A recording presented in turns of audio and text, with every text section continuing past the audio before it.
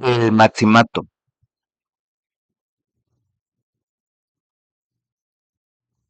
Buen día, jóvenes. ¿Alguna vez han escuchado la frase el poder detrás del trono? Es una expresión que se usa cuando alguien tiene autoridad oficial, pero otra persona es quien realmente toma las decisiones importantes. Pues bien, esto fue exactamente lo que sucedió en México durante 6 años cruciales de nuestra historia. El tema que vamos a ver hoy se llama el Maximato, un periodo que abarca de 1938 a 1934. Les aseguro que es fascinante porque durante estos años hubo 4 presidentes en la silla presidencial, pero un solo hombre manejaba los hilos del poder desde las sombras. Fue una época de grandes transformaciones, conflictos y decisiones que todavía impactan nuestra vida actual. ¿Qué fue el Maximato? Comencemos por lo básico. El Maximato es el nombre que se le da al periodo comprendido entre 1928 y 1934. Durante estos 6 años, México tuvo 4 presidentes: Emilio Portes Gil, Pascual Ortiz Rubio, Abelardo Rodríguez y Lázaro Cárdenas al final. Ahora bien, ¿por qué se llama Maximato? La respuesta está en un hombre llamado Plutarco Elías Calles, quien era conocido como el jefe máximo de la Revolución Mexicana.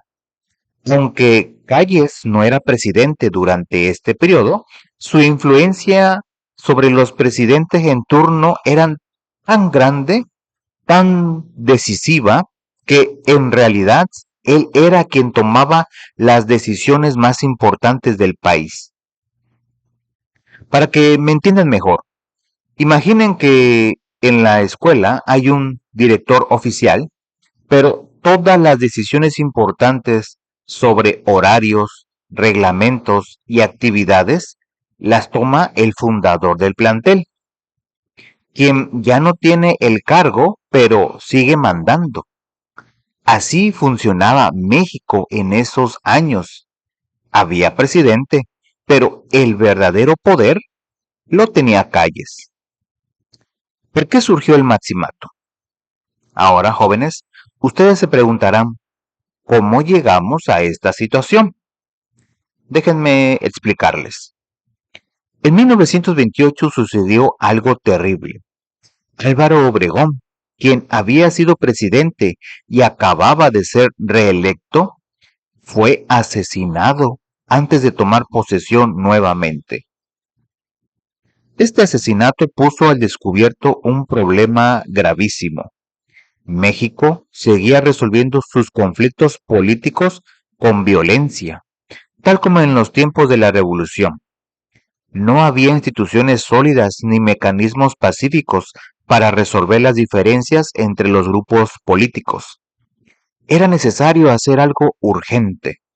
México necesitaba estabilidad, necesitaba orden, necesitaba crear instituciones que permitieran que los políticos resolvieran sus conflictos en mesas de negociación y no con pistolas en mano. Y fue en ese contexto que Plutarco Elías Calles decidió tomar el control indirecto del país mientras se construían esas instituciones. Primer presidente, Emilio Portes Gil, de 1928 a 1930. La, el primero en gobernar durante el Maximato fue Emilio Portes Gil, quien asumió la presidencia de manera interina en 1928. Aunque su periodo fue breve, logró cosas muy importantes que todavía nos benefician. La más destacada fue impulsar la Ley Federal del Trabajo, que estableció que la jornada laboral máxima sería de 8 horas diarias. Piensen en esto por un momento. Pregunto, ¿algunos de ustedes tiene padres, hermanos mayores o familiares que trabajen? Díganme, ¿cuántas horas trabajan normalmente al día? Seguramente 8 horas, ¿verdad? Tal vez algunos un poco más.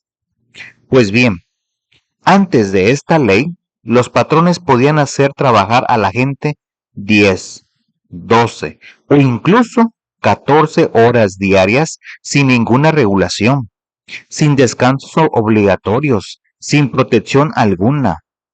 La Ley Federal del Trabajo vino a cambiar eso, estableciendo límites claros y protegiendo a los trabajadores. Como era de esperarse, esta medida no le gustó nada a los empresarios. Ellos argumentaban que 8 horas eran insuficientes para la productividad y que sus negocios se verían afectados.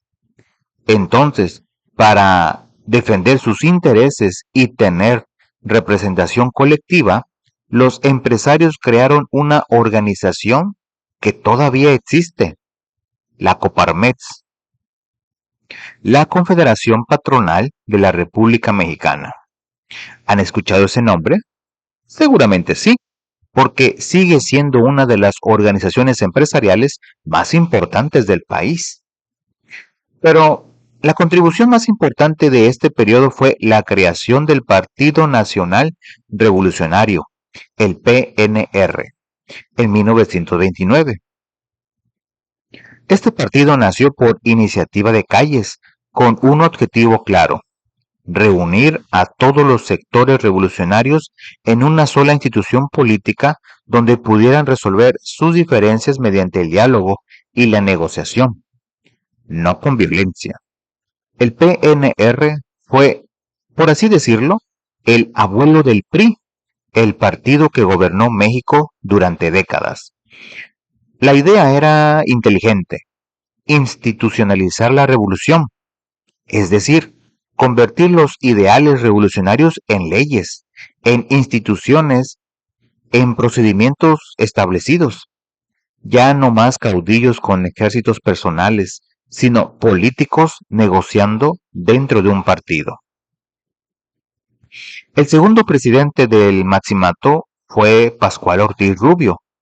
Él llegó al poder en 1930, con todo el respaldo del recién creado PNR, compitiendo contra José Vasconcelos, quien era el candidato del Partido Nacional Antirreeleccionista.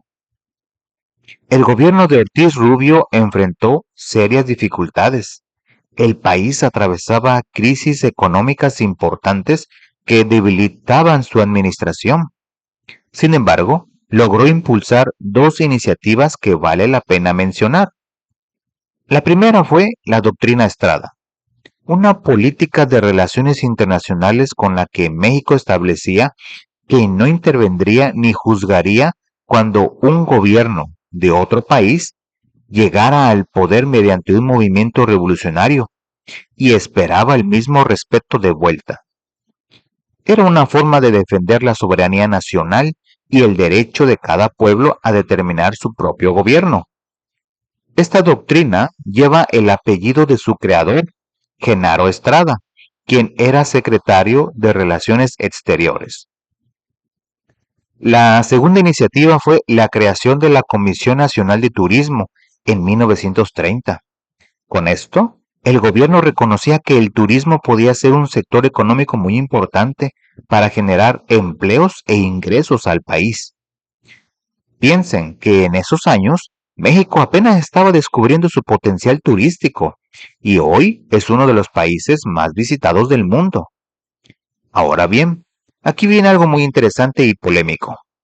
El nuevo secretario de Educación se llamaba Narciso Bassols, y este señor tenía ideas muy avanzadas para su época, pero también muy controvertidas. Bassols tenía una postura claramente anticlerical, es decir, estaba en contra de la influencia de la Iglesia en la sociedad. Basols hizo dos cosas que causaron un escándalo mayúsculo. Primero, prohibió que personas con oficios eclesiásticos, es decir, sacerdotes, monjas o cualquier persona relacionada con la iglesia, pudieran enseñar en las escuelas de educación básica. Y segundo, y esto fue lo más escandaloso, introdujo la educación sexual en los planes de estudio. Ahora, para que ustedes que viven en pleno 2025, hablar de educación sexual en las escuelas puede parecerles algo normal e incluso necesario. Pero imagínense el México de 1930, un país profundamente católico, conservador, donde estos temas eran absolutamente tabú y se consideraban inmorales. La reacción no se hizo esperar. La Iglesia Católica y los padres de familia se levantaron en protesta de manera contundente. Hubo manifestaciones, cartas de queja, presiones de todo tipo. La oposición fue tan grande, tan fuerte, que Narciso Basols no tuvo más remedio que renunciar a su cargo.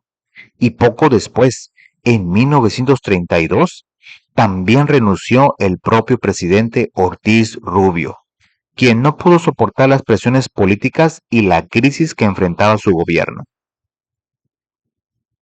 El tercer presidente del Maximato fue Abelardo Rodríguez, quien asumió el cargo el 3 de septiembre de 1932 y gobernó hasta noviembre de 1934. Fueron 2 años y 2 meses de gobierno y al igual que sus predecesores, su administración estuvo claramente dirigida por la mano de Plutarco Elías Calles. Abelardo Rodríguez logró implementar varios cambios importantes. En materia política, estableció el principio de la no reelección absoluta del presidente. Esto significa que una vez que alguien había sido presidente, no podía volver a hacerlo nunca más. También modificó los periodos de los cargos públicos. Estableció que los diputados durarían 3 años en su cargo, mientras que los senadores y el presidente durarían 6 años. Esta estructura, con algunas modificaciones, es básicamente la que tenemos hasta el día de hoy. Pero las tensiones con la Iglesia Católica no terminaron. Al contrario, aunque al final del gobierno de Calles se habían firmado algunos acuerdos de paz que pusieron fin a la guerra cristera, los enfrentamientos con grupos cristeros continuaban en regiones como Jalisco.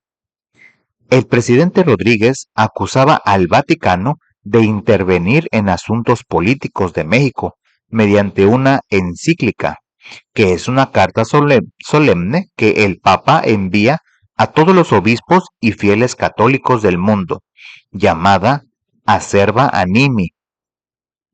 En esta encíclica, el Vaticano denunciaba que el gobierno mexicano estaba incumpliendo los acuerdos de paz de 1929. Y como si la situación no fuera suficientemente tensa, se modificó el artículo 3 de la Constitución para establecer la educación socialista.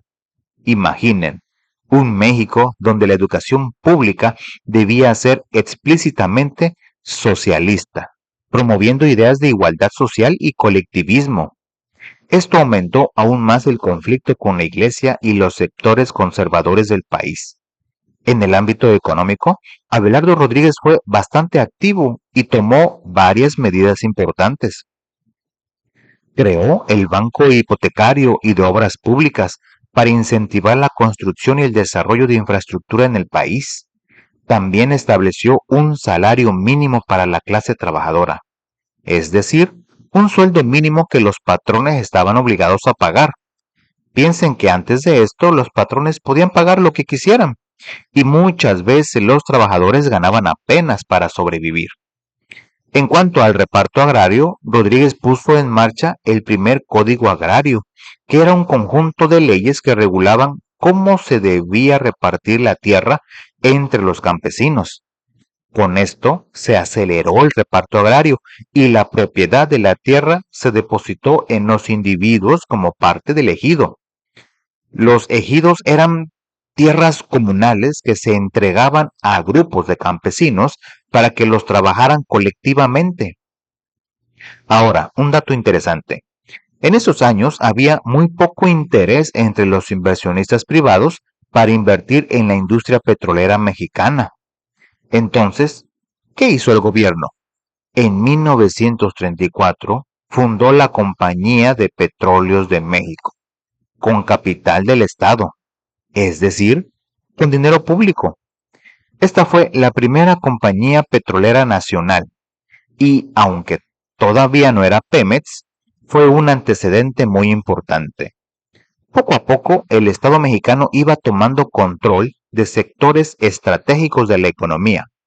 Rodríguez también expidió la ley de cooperativas, que buscaba involucrar a las comunidades en los procesos productivos, es decir, fomentar que la gente se organizara en cooperativas para trabajar juntos y compartir los beneficios. En el terreno sindical, el presidente Rodríguez repitió una estrategia que Calles había usado anteriormente: facilitar la creación de sindicatos para organizar a los trabajadores.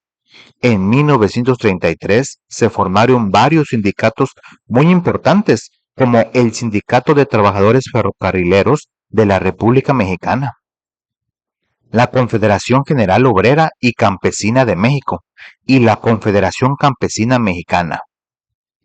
¿Y para qué servían estos sindicatos? Bueno, tenían un doble propósito. Por un lado, daban voz y representación a los trabajadores y campesinos, permitiéndoles defender sus derechos y hacer demandas. Pero, por otro lado, también servían para canalizar y controlar esas demandas. El gobierno prefería que los trabajadores estuvieran organizados en sindicatos donde pudiera negociar con ellos, en lugar de tener movimientos espontáneos y desorganizados que pudieran salirse de control. Era una forma de control político, sí, pero también era una forma de dar cierta representación a estos sectores que históricamente habían sido ignorados. A pesar de las serias limitaciones que enfrentó, el gobierno de Abelardo Rodríguez intentó impulsar el desarrollo del país en varios frentes: educación, economía, derechos laborales y organización social. Muy bien, jóvenes, hemos llegado al final de nuestro video. Permítanme hacer un recuento de los puntos más importantes que hemos visto. El Maximato fue un periodo fundamental en la historia de México, un periodo de transición entre el caos revolucionario y la construcción de un Estado moderno. Durante 6 años, de 1928 a 1934, México estuvo bajo la influencia decisiva de Plutarco Elías Calles, quien, sin ser presidente, dirigía las decisiones más importantes del país a través de los presidentes en turno. Los puntos clave que deben recordar son los siguientes. Primero, se creó el Partido Nacional Revolucionario, el PNR, que fue el antecedente del PRI. Con esto se institucionalizó la política mexicana, permitiendo que los conflictos se resolvieran mediante negociación en lugar de violencia. Segundo, se establecieron derechos laborales fundamentales que todavía disfrutamos hoy en día, como la jornada de 8 horas y el salario mínimo. Estos derechos no cayeron del cielo, fueron conquistas de esa época.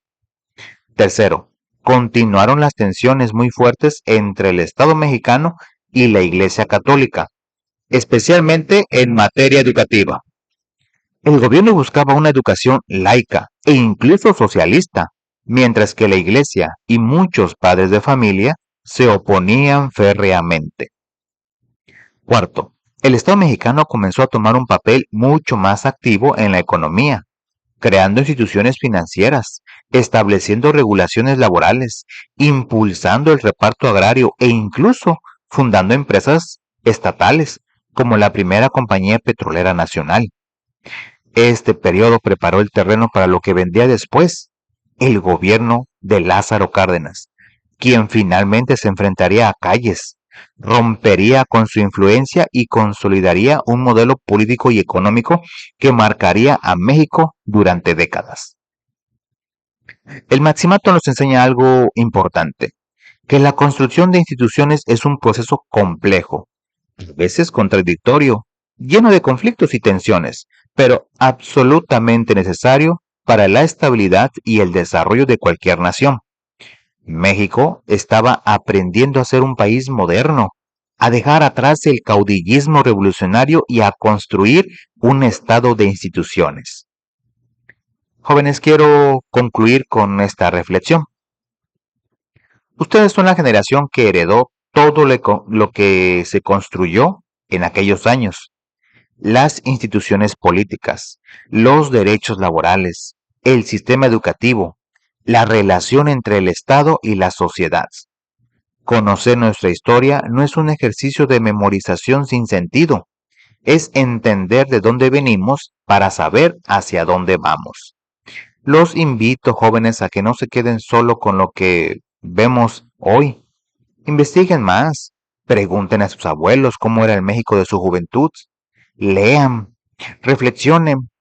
La historia no está en los libros nada más, está viva en las instituciones que usamos, en los derechos que ejercemos, en los problemas que aún enfrentamos.